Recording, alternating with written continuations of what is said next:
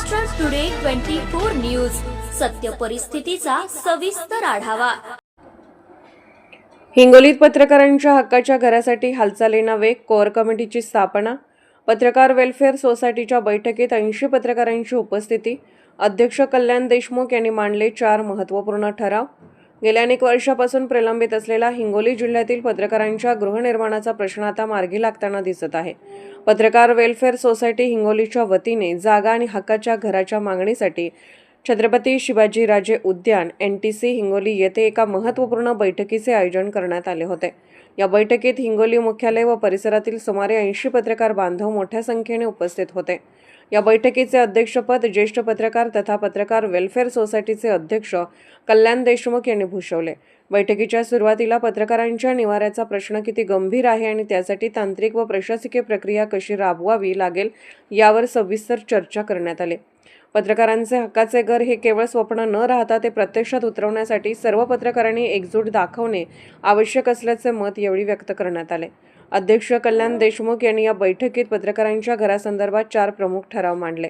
यामध्ये जागेची मागणी, प्रशासकीय पाठपुरावा, सभासद नोंदणी आणि तांत्रिक प्रक्रियेचा समावेश होता। उपस्थित सर्व 80 पत्रकारांनी या ठरावांना एकमताने मंजुरी दिली। या ठरावामुळे आता या लढ्याला एक कायदेशीर आणि संघटित स्वरूप प्राप्त झाले आहे। या गृहनिर्माण प्रकल्पाची पुढील प्रक्रिया वेगाने आणि पारदर्शक पद्धतीने पार पाडण्यासाठी सर्वानुमते कोअर कमिटी स्थापन करण्यात आली। ही कमिटी शासन, प्रशासन आणि लोकप्रतिनिधी यांच्याशी समन्वय साधण्याचे काम करणार आहे। कोअर कमिटीच्या माध्यमातून मुख्यमंत्री आणि पालकमंत्र्यांकडे पाठपुरावा करण्याचे नियोजनही यावेळी करण्यात आले।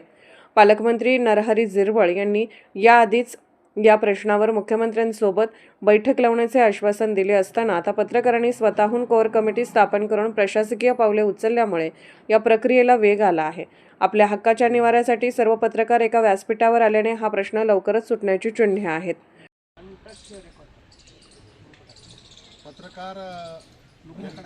पत्रकार वेलफेअर सोसायटीच्या वतीनं आयोजित आजच्या या बैठकीला सर्वांचं मी या कॅम्पसमध्ये मनपूर्वक स्वागत करतो।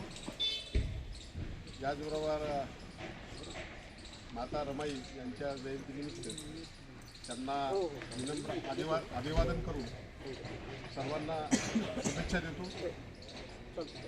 आजची ही बैठक आयोजित करण्यामागचा हेतू गेल्या 26 जानेवारीला आपली दुसरी बैठक झाली। पहिली बैठक गेस्ट हाऊसमध्ये झाली आणि आजची ही तिसरी बैठक आहे।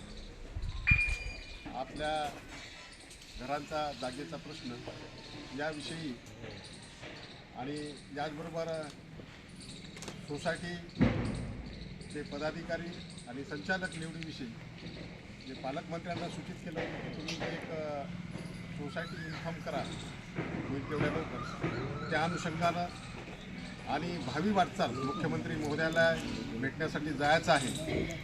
तर त्या संदर्भात हे सर्व आपल्याला अवगत करून सर्वांचे विचार विनिमय करून आपल्या सर्वांच्या सहमतीनं आणि सर्वांसमक्ष हे निर्णय होणं अपेक्षित आहे। महाराष्ट्र टुडे मराठीसाठी सहाय्यक संपादिका आरोही जाधव, हिंगोली।